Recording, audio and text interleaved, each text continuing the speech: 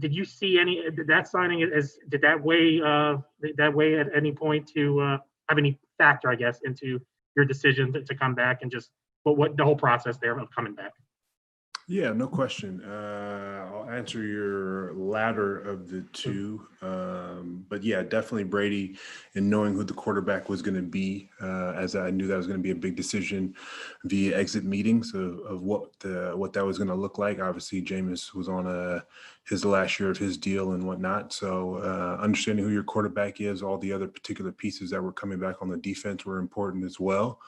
And for the most part, we got majority of everybody on the defense back, which was exciting. So that gave me great confidence to kind of how we left off, and then understand that we had a young group in the secondary that took great strides at the end of the season, and expect for them to continue to do that throughout preseason here in camp that we're in right now, as well as when we get into our first game against New Orleans. Okay, our next question is going to come from James Palmer. Good. I'm curious, you've played a lot of football in your life and been through a lot of camps. What is this camp like, considering there's probably more live periods that you've probably ever had in your life, and kind of what have the days been like compared to other camps, with this one being so different? Yeah, I've definitely played a lot of football in my life, actually going on my 11th season. Seeing my number count of snaps and actually talking to Coach Casey about that for the season and just overall. But at the end of the day, I think camp is camp, and it's a grinded out period of time where you're working on your fundamentals and you're looking at different things that you need to work on, preparing for the in season. I think this one was particularly shortened a little bit just from the simple fact that we had 2 weeks of workouts for an acclimation period. But in normal circumstances for myself personally, it really wasn't much of a change, because off season I usually don't participate in OTAs but a couple, and then mandatory mini camp, and then I get prepared for camp. So my training schedule was pretty much the same, unchanged, except for some different nuances that I had to deal with back home. But other than that, it was pretty much the same. What about the periods of going live? Periods of going live, as I've gotten older in my career, I haven't had to experience as many of them. But we had live periods last year. I think we had 3 or 4. I think this year currently, I think we're at 2 or 3 right now. And I can imagine we'll probably have another 2 or 3, just depending on how the weeks are and how guys are adjusting. But at the end of the day, I'm in the trenches, so it's pretty much live every single snap. All right. Next question is going to come from Jenna Lane. Hey, Ndamukong, thanks so much for doing this. Tom Brady posted on his Instagram when he did like this little pretend letter to his parents about all the fun he's having at summer camp. And he mentioned he gets to wear an orange jersey, so guys like you don't get to hurt him. What's your interaction been like with him, and what's it like lining up on the other side of the ball from that guy? Interactions with Tom have been great. We spoke right when I signed back, exchanged some messages, and then obviously I've gotten a chance to catch up quite a bit from our rivalries. It seems like every single year I've been in this league, whether it's been the Super Bowl in 2018 or in years previous, I've always played against him. So we've had a lot of interactions, not always on the positive side, because I'm usually chasing him down or hitting him. So we got to laugh about that. And truthfully, I'm interested to continue to learn from a guy like that, understand his particular pedigree. I think even though I'm in my 11th year, I've always had a mindset of wanting to learn from others. I think he's one great guy, as well as Gronk and some other guys around our particular locker room. So good interaction. Did he say anything to you about any of those interactions when you were chasing him down? I like to keep things in house, but it was, at the end of the day, it was all lighthearted. So we definitely chuckled at some big hits, and sometimes he's gotten away from me, and obviously we've beaten them and I've lost to him. So it was a good laugh to say. Okay, next question is going to come from Greg Allman. Okay.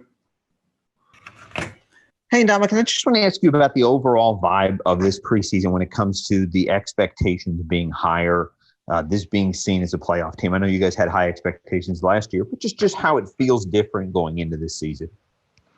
I think you hit it spot on. We had high expectations last year to make to the playoffs.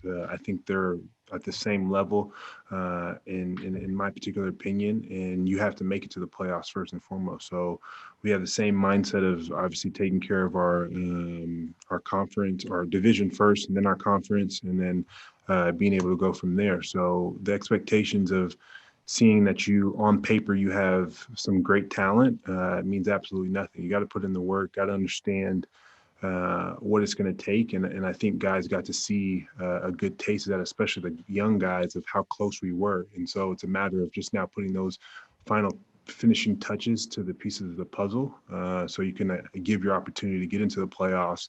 And then when you have been in the playoffs, at least for myself, it's any man's game. Thanks. No problem. Okay, our next question is going to come from Andrew C. Okay. Hey, Ndamukong, you mentioned that most of the guys, if not all of them, coming back on this defense is one of the things that compelled you to want to return to this organization. Considering how well this defense came along near the end of the year, how good do you expect this defense to be this year, and what do you see the strength of it being? I think our strength will continue to be stopping the run, but we have to prove that each and every single play.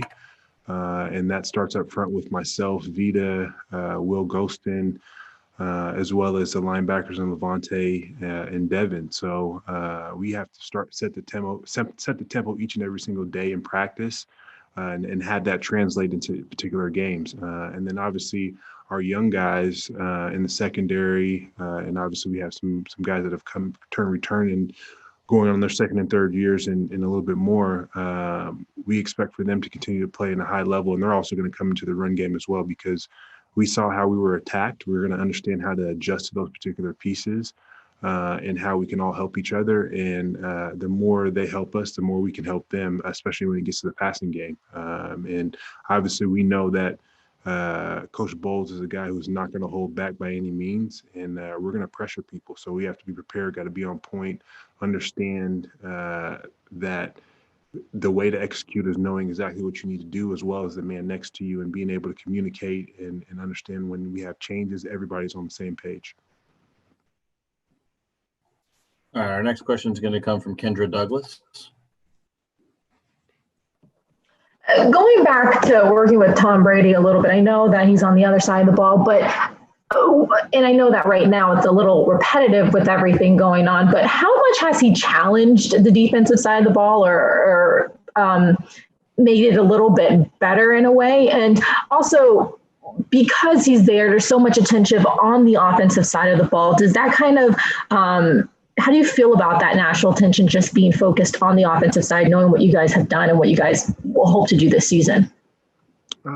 To answer your latter question, I think it's great to have all that attention on the offensive side of the ball. Allow us on the defensive side of the ball to fly under the radar and continue to take care of business as we did last year, and then advance our levels of play is going to be great. And I think that's something that we should all, as on the defensive side of the ball, have a little bit of a chip on our shoulder. Even though for me personally, I love being kind of behind the scenes and not a kind of a frontline guy.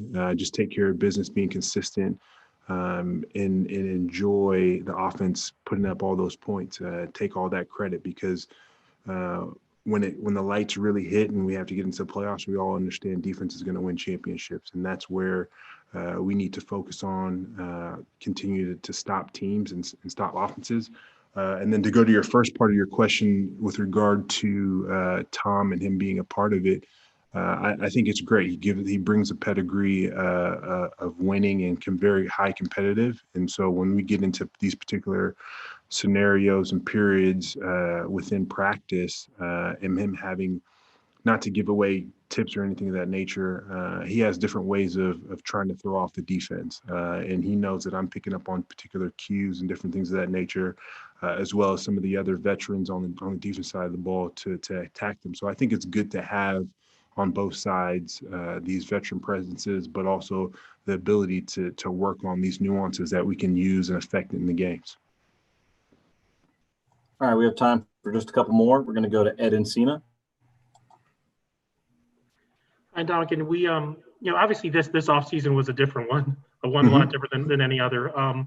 It seemed like the players, the NFL players as a whole, really kind of embraced a voice, though, in terms of whether it was, with the George Floyd situation, Black Lives Matter, or even trying to get protocols, better protocols for COVID going into the season. As a veteran guy, did you feel like that there was a little bit more of a united front among the players this year, and just what if so, what that kind of means? I think we've always had a united front. I think it's been voiced a lot louder in this particular day and age, just because of social media and all the different particular outlets that we have. And you definitely take great pride of being a part of the association and the way guys have handled themselves and been doing a lot of positive things when it comes to the George Floyd situations, the Breonna Taylor situations, and so forth and so on. And so for me personally, I took part in marches and different things. And I'm not always the person to be in the forefront, as I've spoken about earlier, but I understand the weight that I particularly carries. And one of the marches that I went in was one of my training partners, who was a guy named Brendan Scarlett, who plays for the Texans. And so I went to support him and his particular cause. And I know that I could be a positive effect on that. I'm more of a type of person who wants to be behind the scenes and actually create live change versus kind of just bringing awareness all the time. And so there's different ways that people have been able to find success and ways to bring awareness, and to each to their own, as long as it's being done in a positive way. Dominic, where was that at? Portland, Oregon. Okay. Next question is going to come from John Ledyard. Then we're going to wrap up with Jenna Lane. Dominic, I'm curious about your snap count. I know you mentioned it kind of at the outset of this call, but you have played a ton of snaps. And I don't think most people realize you've played over 80% of defensive snaps, at least since 2012, as far back as the data I see, except for last season, I think was the first time you were under that, barely under it, 77%. Is that something you feel like is best, or something that you're even capable of continuing to do moving forward now as you're a little bit older as a player? Yeah, I mean, it's something that I look at every particular year.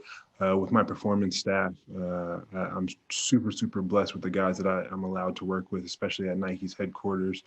And it's something I pride myself on. And we really train to play 900 to 1,000 snaps every single season. And I've been averaging somewhere in the round, I think, 850 to 950 snaps per year and throughout my career. So I train for it. I expect to play those snaps. And I've never been a person who's saying, well, I'm at halftime, I've got 25 snaps. Well, I can only go 25 more. If we end up having 50 more, I'm ready to play 50 more.